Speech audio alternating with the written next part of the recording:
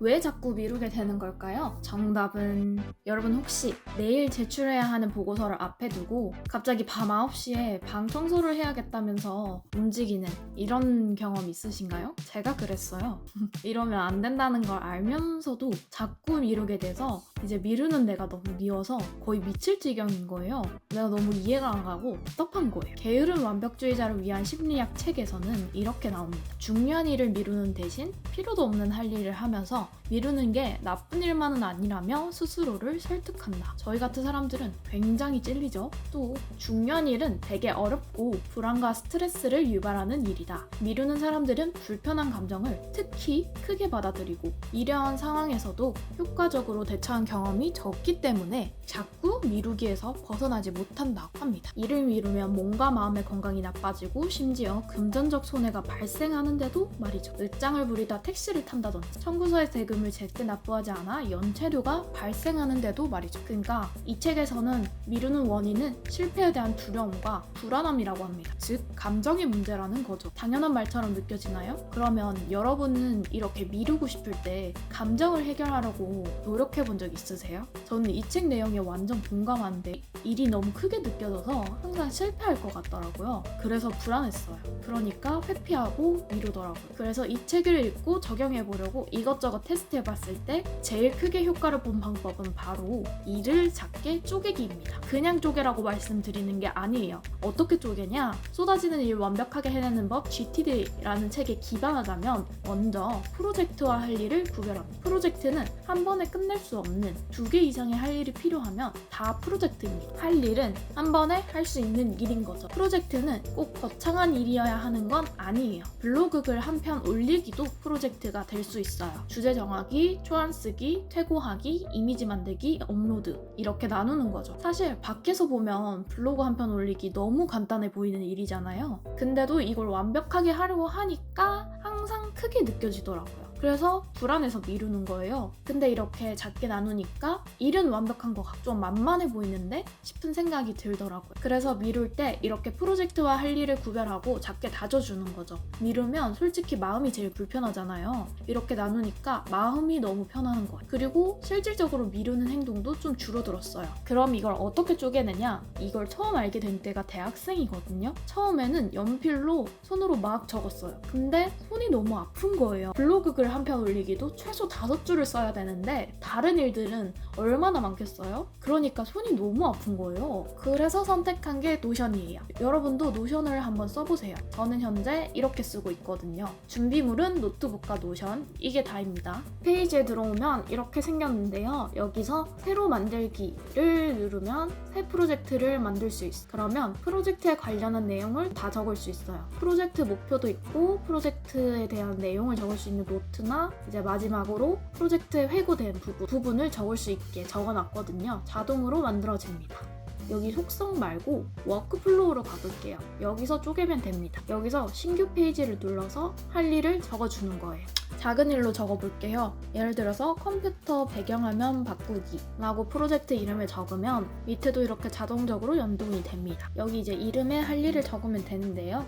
기획 찾아보기가 있겠죠? 조사하기, 배경화면이 뭐가 있는지 조사해보는 게 있겠죠. 조사해보고 마음에 드는 걸 선택하기, 그 다음에 노트북에서 다운로드 받기가 있겠죠. 그 다음에 실제로 적용해보기. 그런데 컴퓨터 배경화면을 선택했을 때 크기가 안 맞는 경우도 있잖아요. 그럴 때까지 대비를 해서 수정하기 이렇게 하는 거예요. 이렇게 하면 5단계로 나눌 수 있어요. 옆에 메모에는 이 일을 할 때 주의할 점을 보통 적는 편이에요. 마음에 드는 걸 선택할 때는 깔끔한 것, 화이트일 것 이렇게 적어줍니다. 그럼 이 일을 할 때 실제로 보고 적을 수 있겠죠. 그리고 내가 이 일을 언제 시작을 했는지, 언제 마감했는지 적을 수 있고 이게 완료가 됐는지 이렇게 표시를 해줍니다. 그룹화는요, 일을 나눈 게 너무 많아졌을 때 표시할 수 있는 그룹이에요. 예를 들면 기획이 있고 제작이 있고 제작 하면 이런 식으로 바뀝니다. 그 다음 이 일을 타임 어택에서도 볼 수 있는데요. 이렇게 순서는 마구잡이로 나오지만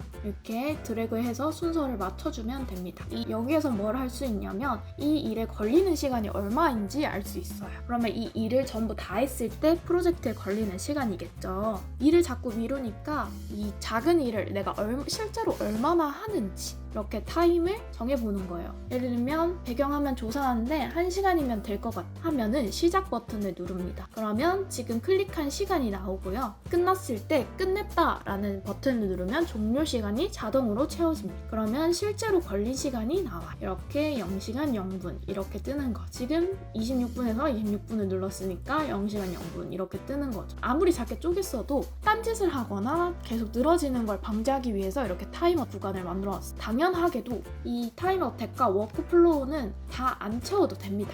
우리는 이 표를 다 채우는 게 목표가 아니에요.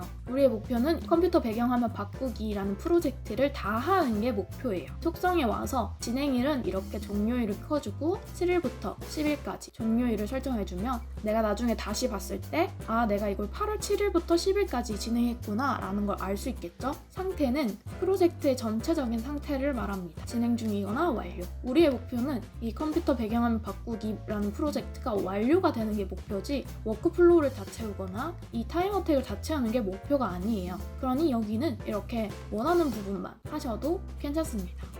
레퍼런스에 대해서 설명해 드릴게요. 우리가 뭔가를 할 때 자료를 조사하는 경우가 굉장히 많잖아요. 그럴 때 정리해 둘 수 있는 페이지입니다. 똑같이 신규 페이지를 눌러서 예를 들면 배경화면 1이 있는 다운로드 주소가 있겠고 배경화면 2가 있는 블로그 주소가 있겠죠. 이렇게 열게 하면 또 열 수 있으니까 이렇게 레퍼런스에다가 적어두는 겁니다. 마지막으로 다시 속성에 대해서 설명을 하자면 표지는 자동으로 이 폴더 이미지가 들어가 있고요. 진행일을 이렇게 설정해두면 알아서 D-Day와 달성률이 자동으로 뜹니다. D-Day는 이 진행일과 연관이 있고요. 달성률은 이 워크플로우와 연관이 되어 있습니다. 그 다음에 밑에는 프로젝트 내용을 적는 칸이고요. 그 다음 여기서 말고 여기 종료 표시를 하면 여기 진행 중 중요 탭에 가서 또 볼 수 있습니다. 프로젝트가 너무 많아졌을 때 내가 정말 중요한 프로젝트 먼저 보고 싶다면 이 탭을 사용하시는 게 좋겠죠. 진행 중인 이 탭에서는 여기 상태 속성에 따라 다른데요. 시작 전 진행 중 상태인 프로젝트는